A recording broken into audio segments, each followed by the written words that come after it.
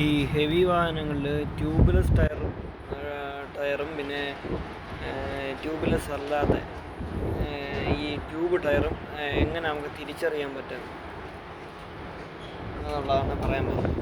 അതായത് ഈ ട്യൂബ് ടയറിന് ഇതേ കണക്കുള്ള ഈ ഒരു പട്ട കാണും, ആണോ ഇത് കണ്ടോ? ഇതിൽ നമ്മൾ ലിവർ കയറ്റി വെച്ച് ഇവിടെ പിടിച്ചിങ്ങനെ വേറൊരു ലിവർ വെച്ച് പൊക്കിയ ഈ പട്ട അഴിച്ചിട്ട് ഇങ്ങനെ അടിച്ചാണ് ഊരുന്നത്. അങ്ങനെയാണ് ഇത് ഊരുന്നത്, ഈ ഫ്ലാപ്പ് ട്യൂബ് ഇതൊക്കെ ഊരുന്നത്. ട്യൂബ് ടയറിന് ഇതേ കണക്കൊരു പട്ട ഇങ്ങനെ നമുക്ക് കാണാൻ പറ്റും. വലിയ വാഹനങ്ങളിലാണ് ഈ ലോറി, ബസ് അങ്ങനെയൊക്കെയുള്ള ഹെവി വെഹിക്കിളിൻ്റെ കാര്യമാണ് ഞാൻ ഈ പറയുന്നത്. കണ്ടോ?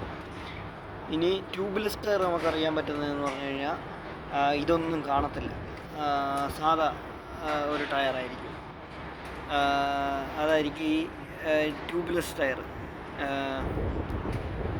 താണ്ട കണ്ടില്ലേ, ഇതേ കണക്കിരിക്കും ട്യൂബ്ലെസ് ടയർ. താണ്ട കണ്ടില്ലേ, അതിനകത്ത് കണക്കുള്ള പട്ടയൊന്നും കാണുന്നില്ല. ഇത് ട്യൂബ്ലെസ് ടയറാണ്, കണ്ടില്ലേ?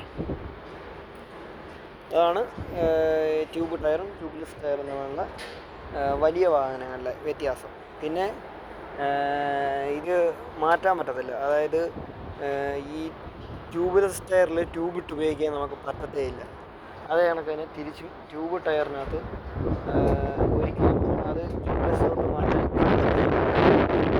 ചെയ്യാൻ പറ്റത്തില്ല.